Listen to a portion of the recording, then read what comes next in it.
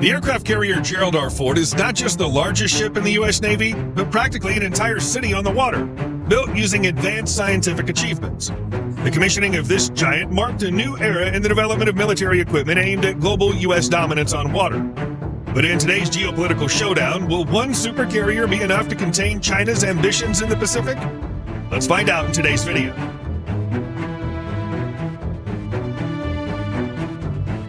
President Washington was convinced that without a decisive naval force, we can do nothing definitive, and with it, everything is honorable and glorious. While U.S. aircraft carriers really deserved glory during the great naval battles of World War II, and in the post-war years, they once again confirmed Theodore Roosevelt's thought that a good Navy is not a provocation to war, but the surest guarantee of peace.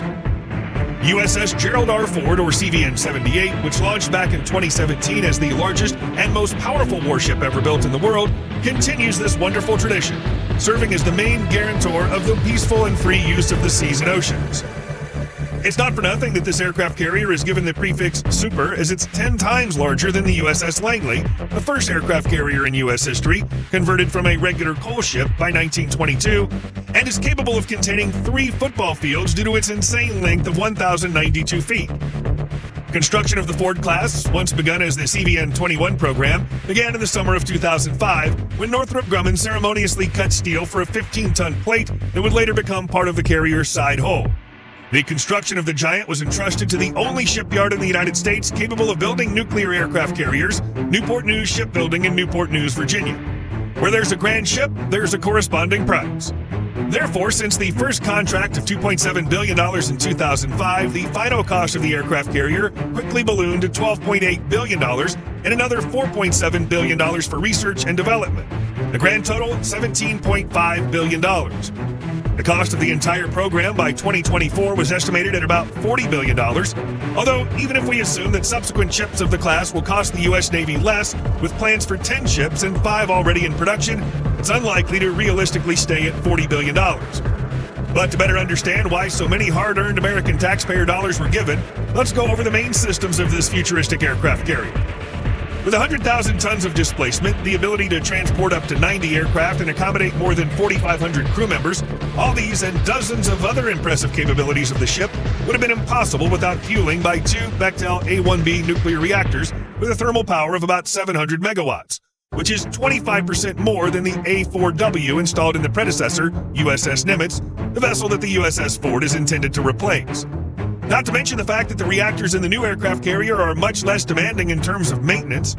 Gerald R. Ford converts steam into power by piping it into 4 main turbine generators, MTGs, thereby generating electricity for the ship's main systems, as well as the new electromagnetic catapults, Electromagnetic Aircraft Launch System, or EMLS. Such a replacement for traditional steam catapults with linear asynchronous motor instead of a steam piston weighs several times less, accelerates aircraft much more smoothly without putting unnecessary stress on both the aircraft and the pilots. It also eliminates the need for steam storage for the supercarrier, freeing up a lot of space below deck. Additionally, by using EMLS in tandem with an innovative braking system called Advanced Resting Gear, AG, the number of sorties per day increased by 25%. Moreover, this is rather a bonus since the main task of AG, which replaced hydraulics, was to reduce the load on the hulls of the latest combat and reconnaissance UAVs. And in order to quickly rearm these same aircraft based in the USS Ford Air Wing, advanced weapon elevators are needed, which were both a breakthrough and a headache for the fleet. Their task is to ensure the fastest possible transportation of ammunition on a ship from the storage and assembly site directly to the aircraft that'll be armed with it. Due to the clever placement of the elevators, ammunition will not cross any air wing movement zones, minimizing possible traffic problems in hangars and on the flight deck, making rearmament possible in minutes instead of hours. And although certain problems had been showing up since 2016 regarding their performance, by 2021, the last of the 11 AW was brought into combat-ready condition. Well, where would we be without the latest sensors and self-defense systems? The aircraft carrier received the latest dual-band radar, DBR, being developed by the Raytheon team for another futuristic U.S. Navy ship, the Zumwalt class. It's funny that Zumwalt itself decided to abandon in its order to reduce the cost of production of already expensive ships, but CVN-78 Gerald R. Ford left it. Although the next ship, CVN-79 John F. Kennedy, instead of the DBR at a cost of $500 million, they decided to install Enterprise Air Surveillance Radar, ESR, saving about $180 million. In June 2021, Gerald R. Ford completed its first full-scale impact test 100 miles from Ponce Inlet, Florida. To do this, the Navy detonated 40,000 pounds of TNT underwater near the aircraft carrier. The ship passed it with dignity, requiring only 20% of the repair work initially expected by the service as a result of the tests. But one party who definitely did not appreciate such tests, besides fish of course, was the U.S. Geological Survey, which subsequently recorded an earthquake measuring 3.9 on the Richter scale. In the spring of 2022, Ford finally departed on its first deployment to Europe, safely leaving its home port in Norfolk, Virginia.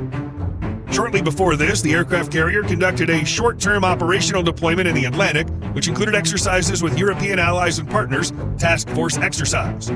Although the U.S. Navy itself soon admitted that this was more likely a stress test of the overall capabilities of the CVN-78, in May 2023, Ford arrived in Oslo, Norway to participate in NATO exercises, welcomed the Norwegian Crown Prince on board, and then set off for the Arctic, visiting Croatia and Italy on the way back. As the ship's voyage nearly came to an end, its carrier group, along with USS Dwight D. Eisenhower CVN-69, was urgently deployed to the eastern Mediterranean to support regional containment efforts. This happened the day after Hamas attacked Israel. But after Hamas and Iran got a clear signal that the Democracy Navy was not kidding, Ford successfully returned to Norfolk in January of 2024 after spending 239 days away from home. During this time, the supercarrier sailed more than 83,476 nautical miles, carried out 43 resupply operations, and its air wing flew more than 10,396 combat sorties. However, while the USS Ford was traveling, China didn't sit idly by and instead recreated a replica target of the American aircraft carrier at a training ground in Taklamakan Desert, Xinjiang Province. This was recorded on satellite images from Planet Labs on January 1st, 2024, but based on images taken earlier, work on the model started back in November 2023. Furthermore, Planet Labs discovered additional targets that strongly resemble American Arleigh-Burke-class destroyers. The target's more than 1,000 feet long, and the design is virtually identical to the Ford, with an island located closer to the stern than the Nimitz carriers and 4 ejection tracks marked on the target deck. To more accurately simulate a ship in motion, the Chinese even made something resembling a rail system that allows you to move targets to practice missile strikes on them. With the number of DF-26 medium-range ballistic missiles rising sharply from 300 in storage in 2021 to more than 500 by 2022, this has obviously caused some concern in the U.S. The estimated range of these missiles is from 620 to 1,860 miles, due to which they were dubbed Guam killers, due to the potential for striking U.S. forces on the Pacific island of the same name, although this title was very soon changed to aircraft carrier killers due to their anti-ship role. But perhaps the biggest threat to Ford is the Chinese DF-21D hypersonic anti-ship missile.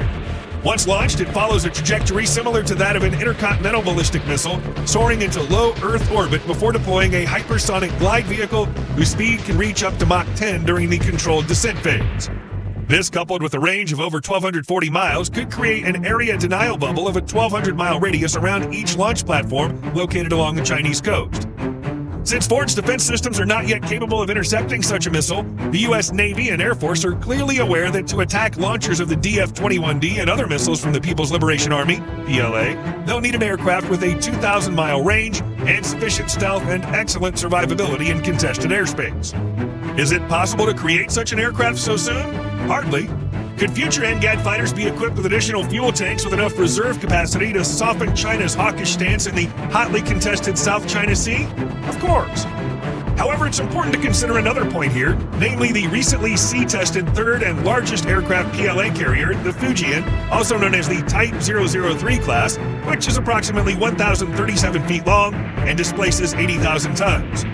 Like the American aircraft carriers, it received the Catapult-Assisted Takeoff but Arrested Recovery, CATOBAR system, and 3 EMALS, electromagnetic catapults like the USS Ford.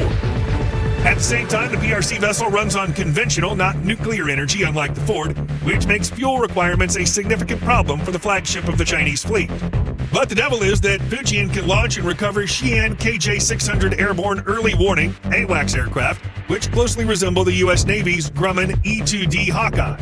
Such an ace in the hole of the PLA Navy will allow their task force to operate independently away from Chinese territory with a powerful airborne radar overhead, providing comprehensive awareness of what's happening on the battlefield. Simply put, like U.S. Navy aircraft carriers, a Chinese aircraft carrier will have hundreds of miles of command and control around it.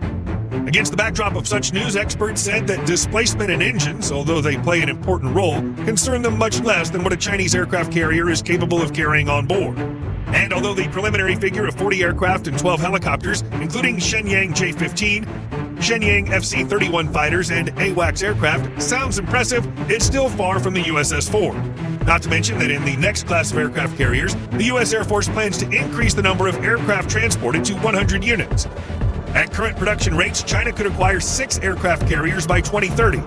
But even so, they'd still have a lot of work to do to catch up with the U.S., which contains more than 1/5 of the 47 aircraft carriers operating around the world. Moreover, the rest of the Ford-class vessels are not standing still. The Navy is currently working on the following 4 ships, which it plans to gradually put into operation from 2025 to 2036. CVN-79 John F. Kennedy, CVN-80 Enterprise, CVN-81 Doris Miller, and the yet-to-be-named CVN-82. And now let's further supplement them with the latest F-35 fighters of various modifications, their loyal wingman in the form of various combat and reconnaissance drones, and the latest NGAD fighters, resulting in a whole floating universal airfield. Therefore, even despite the talk about the uselessness and obsolescence of aircraft carriers, they will continue to exist, if only because the aircraft are extremely useful, especially when you need to tame someone's territorial ambitions. What do you think? Is it worth investing further in aircraft carriers, or is humanity ready to create more modest and less expensive platforms? Let us know in the comments below. And if you enjoyed the video, please leave a like, subscribe to the channel, and hit that notification bell for more content like today's. Thanks for watching, and we'll see you in the next one.